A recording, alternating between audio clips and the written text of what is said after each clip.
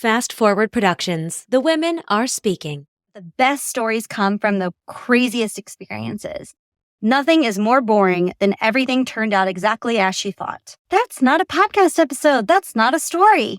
Everything going according to plan is boring. When you have roadblocks in your business, in your life, in your travels, and they drive you crazy and all of a sudden you don't know what the plan is anymore, lean in because those are going to be the stories you tell over and over and over again. I promise you.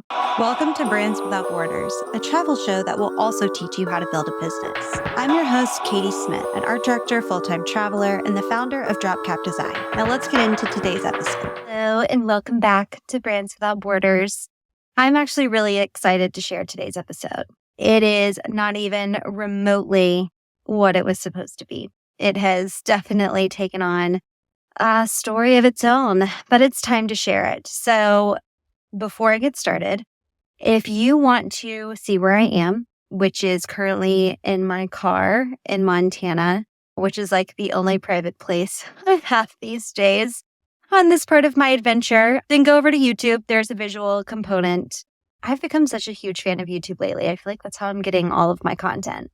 But if that's not your jam and you're on your own road trip that's hopefully going a little bit better, then I encourage you to go over to Spotify, iTunes, wherever you get your podcasts, and you'll find Brands Without Borders audio version. And what's cool is I actually saw on Spotify recently that the video version is showing up there as well. So you can even watch the video version over on Spotify, which is super, super cool. That's what I ended up doing and rewatching, which if you ever want to really hate your voice, go back and re-listen to and rewatch your early podcast episodes. That'll humble you really fast. Let me just say that. I have wanted to do this for so long, so I'm definitely getting over the early weirdness of seeing yourself put something out there that you haven't totally figured out yet, talking about things that you haven't totally figured out yet, and learning as you go. But damn, I am a perfectionist at heart, and putting things out before I'm like totally sold on the concept is new for me. But good, because stories like this one that I'm going to share with you today would have stayed in the archive and been long forgotten because life moves so quickly. When you're traveling a lot, it's just in this constant rotation of you experience something, you process it quickly, you move on to the next thing. There's just not time to dwell. And so this gives me an opportunity to share and then one day play it back when I'm ready to relive this crazy experience. But for a little bit of backstory. So as you know, I live in Costa Rica currently, but I am not in Costa Rica right now. I am in Montana. And the reason for this is coming back this summer was always part of the plan. Last fall, it was very clear to me when I came back from Costa Rica last spring that my Montana chapter was needing to end. I was burned out. I was over it. I needed something new. I had kind of stopped seeing my purpose in being in Montana. I mean, I had great friends, but I didn't see a huge career purpose.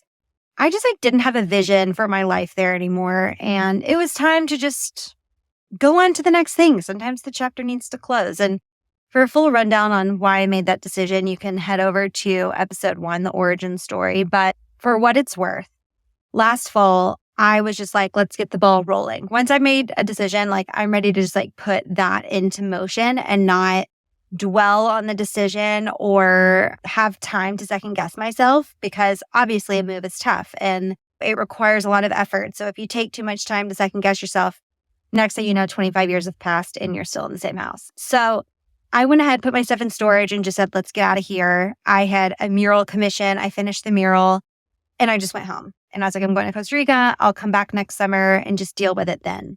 So that's exactly what I did. I put all my stuff in storage, drove my car down, spent the holidays with my family, moved to Costa Rica for what I thought would be 6 months, which is now, and I'll explain this in a later episode, a bit more permanent for the time being. But I still wanted to come back this summer because I have nieces and nephews that I want to spend time with. My nephew, Ilo, who's so precious and near and dear to me, was born in June, and I was just not going to miss his infant days. And then I needed to come back to Montana. I had a couple more things I wanted to put in storage. I wanted to see friends. I kind of left like a thief in the night, and it was just time to come back, close up some loose ends. And honestly, Montana is amazing in July. That is my favorite month to be in Montana. September is a close second, but so much is going on. Everyone's like fully taking advantage of the summer. They're on the river. They're getting outside. There's concerts like what feels like every night of the week. I mean, it's just so much fun. So I was ready to come back. It was kind of always part of the plan to be back here for portions of the summer. And I always thought that I would drive back. And the reason for that is because you have to have a car in Montana. You can't just fly in and just wing it and think that you'll see everybody and see everything, because everything you could ever want to do is 30 minutes away. I'm telling you, like, you want to meet a friend for a drink, 30-minute drive. You want to go on a walk, it's going to be a 30-minute drive. Any hike you want to do, 30 minutes at least. And so you need a car.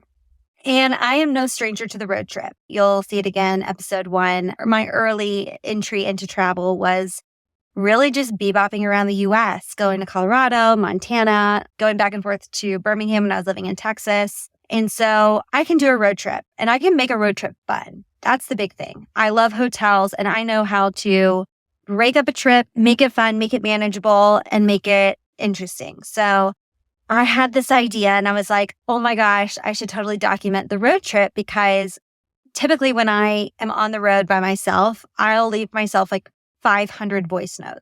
I have ideas. I have things that I want to talk about. I listen to audiobooks and podcasts, and my creative brain is buzzing, I think just because of the monotony of the road. But every last idea comes during a road trip. So I was like, oh, it'd be so much fun to document that, share it with you guys on the podcast, and just see what comes of it. So I buy microphone equipment, something to put up my phone. I was excited. I was like, it's my return back to Montana after a year, and so much has developed. So best intentions. And I packed my car. I got everything ready. I departed from Birmingham. And then I would say about an hour into the trip, I started having second thoughts. I thought, I have seen a lot of car recordings of people doing carpool karaoke, and it's no big deal. But there's something about a single person, even if they're watching the road, distracted, recording themselves, that's just not really what I'm about. And I'll say a huge part of that is because I'm not actually that great of a driver. I'll admit it. I don't enjoy it. I sometimes get overwhelmed when there's like fast decisions or lots of traffic. And I'm probably not the person to like self-record something, even if I'm laser focused paying attention. I just don't know if that's the look for me. And so I immediately was like, I've got to scrap. Either this has to be audio only, or I've got to scrap this concept, because it doesn't work for me. So then I start testing out the microphones, and they won't connect to my phone. And so I'm like, this is already a 28-hour, 3-day drive. I don't want to like extend it by fiddling with microphones for like the first couple of hours. I'm just going to keep going. I'll figure it out day 2. Funny. So my first stop, I drive 10 and a half hours the first day, and I get from Birmingham to Kansas City. So I had pre-booked my hotels. I thought this will give me milestones. I know where I'm going. I don't have to worry about booking anything on the road. I just get there in the fastest way possible, enjoy it, and then I have a lovely hotel room to greet me when I get there. And I was going to stop in 2 places, Kansas City and Rapid City, South Dakota. Now, I've stayed in Rapid City before, and I'm not a huge fan of their hotels, to be honest. I think they're overpriced and the quality is really poor because it's like a conference town. So I found a really cute hotel in Kansas City that was like a boutique hotel that was going to be really fun, a little splurgy. And then I found this really charming Airbnb in Rapid City. So I pull into Kansas City around 8 or 9. I think it was around 8 or 9. And the hotel is like right in the heart of downtown. And I'm telling you, this is actually a huge lesson that I'm learning a lot traveling. You have to trust your intuition. And my intuition was like, something about this just is weird. There's not a lot of signage. There's not a lot of people. There's not a lot of development. And you're in a 4Runner that's packed to the gills with boxes. And not just boxes, but like expensive camera equipment, things that you're wanting to put in storage because you really care about them and you don't want anything to happen. So I park at the hotel. It doesn't have a lobby. It's self-check-in, which is also a little weird for a hotel. My like little red flags were buzzing. but nothing crazy. I mean, who knows? After COVID, I guess everyone's gone to contactless check-in, like whatever. I could get past that. But it was the street parking that I couldn't get past. So I called the concierge who's on call or whatever. And I said, I've just checked in, but I'm mid-move. I don't feel super solid about parking on the street. Do you guys have like a secure parking option? I would just like to know what your recommendation is because I'm just like not feeling great about this. I really don't want my car to get broken into. I'm leaving first thing in the morning. I just would like an alternate parking solution. He was like, totally understand. A couple blocks away, there's a parking garage. It's super secure. We highly recommend it. Just go there and you could like walk back. It's not a big deal. And I had some bags with me. I was kind of like, oh, it's kind of annoying to walk back, but I'm not going to Uber. And it's like late at night and I got this. So I parked my car. And then my second little red flag, this is the one I should have paid attention to. The parking garage was completely empty. There was not a car in sight. And I started thinking, whenever nobody's doing something, there's usually a reason. And I actually learned that surfing. Like if nobody's out there and the waves look good and nobody's paddled out, there's a reason. You just want to pay attention. If you're unfamiliar in an area, really the best rule of thumb with whether or not something's a good idea is to see if other people are doing it. It's just like common sense. Well, here's a time where I did not pay attention to common sense.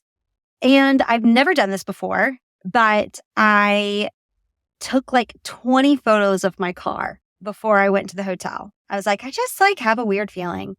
And you might remember this as well. I think I've shared this, but my car was broken into in January in Atlanta. And so I have like very recent experience with car break-ins or car theft. And so I'm a little more sensitive than normal. I took so many photos of my car from every angle, every window, the license plate, exactly where it was, where the parking garage was, what time it was. I just wanted timestamps and proof of what my car looked like. And then I got back to the hotel and I still had a weird feeling, but I was like, just go to bed. You're being extra sensitive because you just had this experience in January. Like, you're fine. So I went to bed. I woke up. The hospitality wasn't amazing at this hotel, if I'm being honest. When you're paying a certain amount for like a boutique hotel, you don't want it to feel like an Airbnb. You want it to feel like a hotel. You want to have a lobby. You want to have a concierge. You don't want to like be going into like a shared kitchen to make your coffee. You know what I mean? It's just odd. So the structure, like the build out and the decor of the hotel is amazing. The way it was run was just not hospitable, really cold and kind of like gave me hostel vibes. So not into it. But they did have like a pretty little communal area. And once I figured out how to make coffee, I was like, I'm just going to sit, read for a little bit, just kind of gather my thoughts for another full day of driving, check my email. So I'm sitting there having coffee. And the funniest thing is I actually have this video showing the interior of this hotel. And in a few moments, you'll notice that it's exactly when the issue happened that I was like taking these photos. So after I, check my email, gather myself, I get my stuff and I start heading back toward the parking garage. And I'm walking in. And as soon as I walk in the parking garage and I turn the corner, it actually like takes a second for me to register what I'm looking at. It's full of cars now. Obviously, like people are there for the workday. It's a Thursday morning. But the first thing that alerted me that something was wrong is my boxes were half hanging out of the back of my car. Like the car wasn't open, but like that window that separates the trunk was busted and the boxes were half out. And I was like, oh, exactly what I was worried about. It happened. My car was broken into. So then as I come up closer to my car and I'm starting to notice, I realize that nearly all of the windows are busted. And there's glass everywhere. My suitcase is out. Clothes are flung everywhere. Like stuff is all over the place. And my heart just starts racing because I'm like, I don't know what's stolen. It's a lot of windows. I don't know what to do. And the first thing I need to do is just document it, just take photos. So I'm just going around the car taking photos. And this girl comes running up to me and she was like, I've already called the police. And I, think, who the heck are you?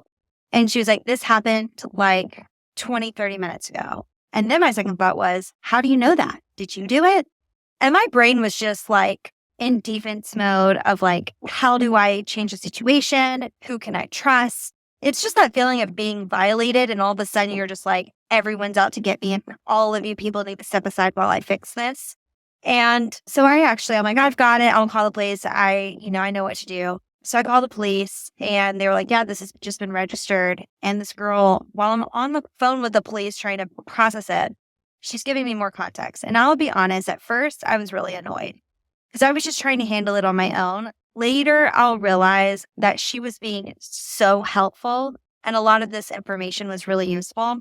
So apparently, this parking garage, this was like the 5th day in a row that cars had been broken into. And that's the reason none of them were parked there later.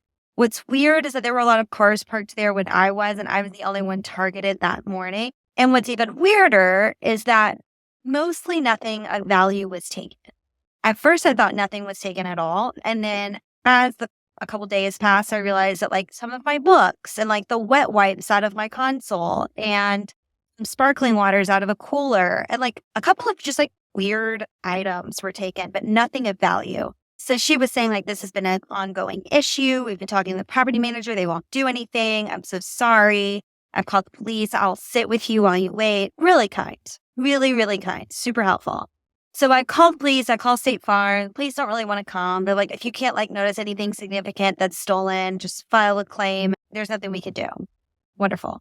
But I called State Farm and they're like, you know, you're covered. Here's what we would recommend for glass repair. Here's the number. So I call and I'm just sitting there like, I'm supposed to be on the road. I have 3 days of driving ahead of me. This is day 1. I can't get derailed in Kansas City. And because this is such a apparent issue, and I will say this is not a Kansas City issue. My car is broken into in Atlanta. This is a big city issue in the States right now. But they didn't have any availability for replacing the windows for like 2 days. And they're like, we could maybe fit you in for like a drop and go where we might get to it tomorrow, but you wouldn't have your car and you would just need to be like close by. And I'm like, you know what? Let's just do it. It's got to be fixed. I can't drive 16 more hours with like 2 windows. Like, this is crazy. Not to mention, stuff's going to be flying out of my car. I don't even know if I can drive to the glass place. So I booked a hotel that's close to the glass place. I said, I want your location that's out of the city. I am so done with the cities. I don't really feel safe tonight unless it's somewhere that's a little bit more secure. So I find a more generic hotel and get that, schedule it for like the drop by day the next day. And as I'm getting ready to go, I check my email and I have this email from a client who we're in the middle of a project with that just says, my concerns. And I'm like, could this day get any worse? And the ironic thing is really like the day before, I was feeling so confident. I had everything packed, pre-booked, ready. Work was going great. I cleared my schedule. I wasn't like frantically trying to do things before I left. Like, I was feeling so proud of myself the day before for how prepared I was, how on top of things I was, how my team was working so great, how clients were taken care of. And it's so funny how like your perception of things can change so much in just like 2 days. So then all of a sudden, like, my car is broken into, and then I feel like every client hates me, and just the power of perception. So I open this email and it's like, my concerns. And of course, my nervous system was just like shot to smithereens. And so I briefly read it. I see what the issue is. And I'm like, okay, so my first thought is this is fixable. However, it also needs to be responded to quickly. And I'm not in the headspace to be able to like adequately respond to this client email in a timely manner because I'm dealing with the break-in, and I'm either going to take out my stress about the break-in on this client unfairly, or I'm just going to completely lose it and it's going to turn into like a way bigger of a deal than it needs to be. So I send Nikki a message, who's our studio manager, and I was like, I need you to take care of this. I need you to draft something up for me. It's not a huge deal, but it needs to be taken care of. And I just like don't have my wits around me to like write something that's like cool, calm, professional. So she's in the middle of drafting the email when she gets a call that her daughter's in the ER. And she's like, Katie, you'll never believe it, but my daughter's in the emergency room and I've got to go. And I was like, totally. You've got to go. Like, you can't be writing an email. Like, your daughter's in the ER. You got to go. So she leaves. I'm sitting there like, okay, so my team is having a family emergency. My car is completely, undrivable. I'm halfway in a road trip and I don't know anyone in Kansas City. And everyone I would know is like a loose acquaintance. And like, it's just not like the right crisis time to really build relationships. And I have like client stuff going on with a project where there was like some things that needed to be fixed. Not a huge deal. But I was just like, one thing at a time, Katie. You can solve one problem at a time. The most pressing problem is that you need a plan for your car. Great. Got that handled. Second, you need a place to be. You need to know where your home is. Great. Booked a hotel. Got that done.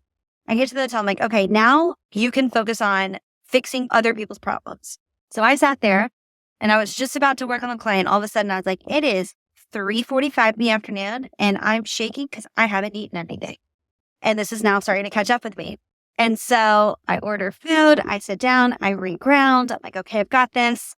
I emailed the client. I actually let her know what was going on, which I normally wouldn't do. But I was like, I just think that the way I'm acting is probably not normal and some context would be helpful. I've always been worried, like if something happens, not wanting to tell clients if I'm going through something personally because I don't want it to seem like an excuse. And so I was hesitant to be like, I'm sorry, I'm running late, my blah, blah, blah. Because I'm like, why does she care? Like, she just wants a project done. But I decided to tell her, and she was so gracious. She's like, I totally understand. That's really stressful. And I was like, I'm going to get to handling this as quickly as possible. So I sit in there, I put a show on, I eat some lunch, and then I just fix the problem. I do a really good job fixing it. And I'm really proud of myself. And we get it in. We solve that little snafu in the project. She's super happy. And then the next day, I have a couple of other little fires to put out while my car is getting fixed. I go to a Starbucks and just sit and crank. And then I found out that my car was actually ready like 2 hours early. So I didn't know if I was going to be able to like start driving that day or stay another day. And, people are so sweet. Like I posted on Instagram what had happened and I had friends sending me little Venmos to get a coffee, checking in on me. I mean, people are wonderful. A great lesson is like when something bad happens, don't be afraid to share about it because people actually want to help. Like they want to be part of it. They want to make you feel better. You don't have to go through it by yourself. So I was heading back to pick it up and I was just going to see like how long it took to like wrap up, finish paperwork, and then book a hotel from there to see realistically how far I could drive. And my Uber on the way back to the glass place, he was from New Jersey. And he was so funny. He was like, you're fine. He's like, if you had been in New Jersey, they would have taken your car, performed a crime, and come back and not damaged it. But you would have no clue what your car was involved in. And he was like, these people are just like breaking windows and like stealing random things because they're bored and it's hot. And so I'm like, I guess silver lining, at least I have my car back. Like they didn't entirely take it. And what's funny is like right before I left, I had taken out my spare key, which I, for whatever reason, have been keeping in my console of my car.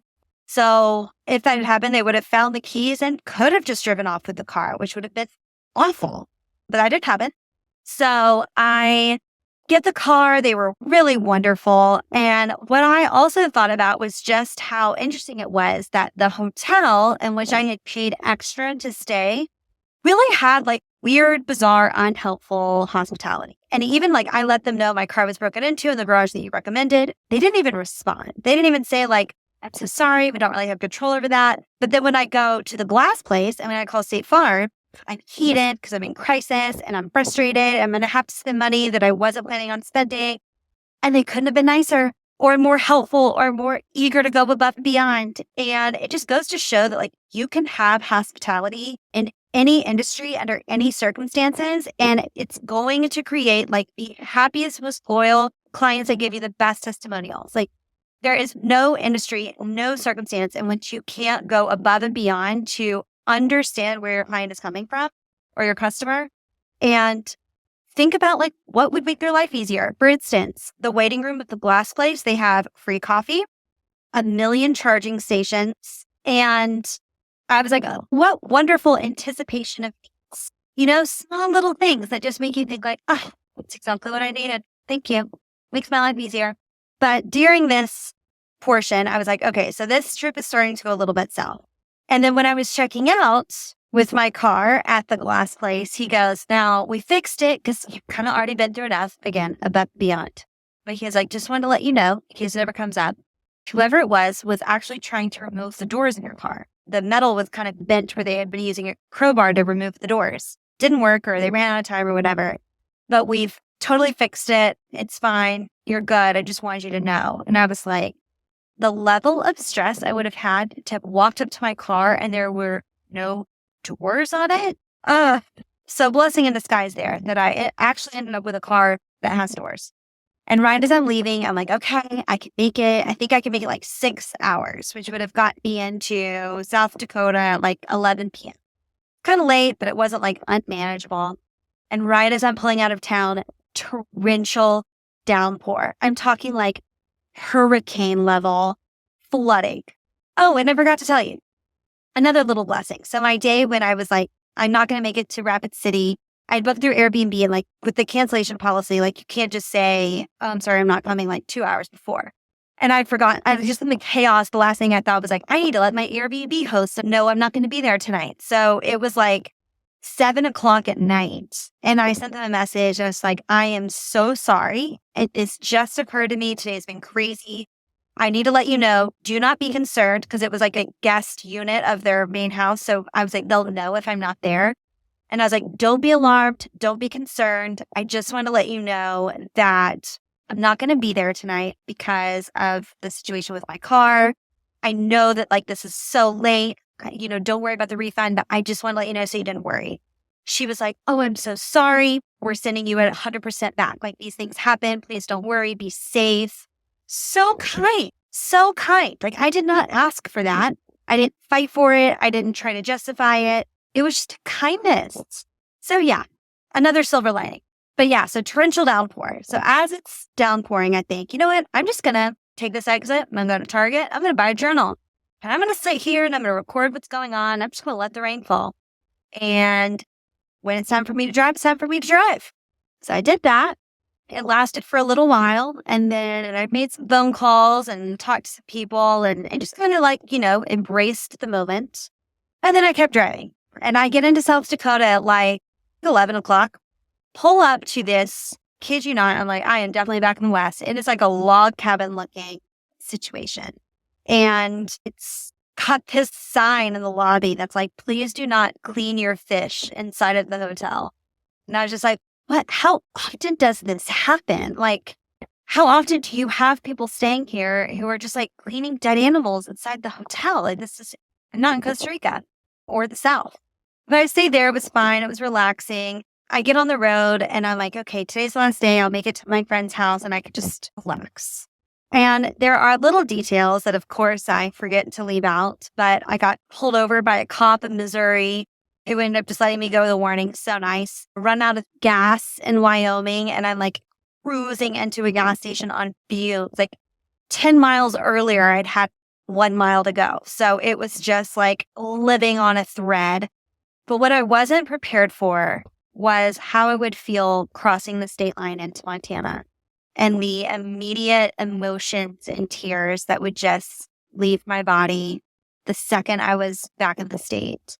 And it was so confusing because there were parts of me that were so nostalgic for how many great memories and years I had in Montana. And then there were parts of me that were just so sad for the way some things fell apart and how broken and sad I felt last summer. And just driving through, it was golden hour. It was, the mountains were just like lit purple and beautiful colors and like golden light everywhere. And I just drove through my old town, passing it just in tears, thinking, wow, I have so much compassion for where I was last year and what I've been through in 9 months since I left in September last year. I'm coming back in early July, but it honestly felt like a rebirth. Like, I am not the same person as when I left. Not even close, not even reminiscent of. And in some ways that's sad. And in some ways that's beautiful. And it just kind of dawned on me as I was driving into the state and passing the familiar mountains that I called home for 5 years. And so there were a couple of things that came to mind that I wanted to pass along as my takeaways from the experience. The first is that where you are right now might just be a mile marker, but not the final destination. Montana, I thought, was the final destination for a long time. And it turns out it was just a chapter, a mile marker on the journey.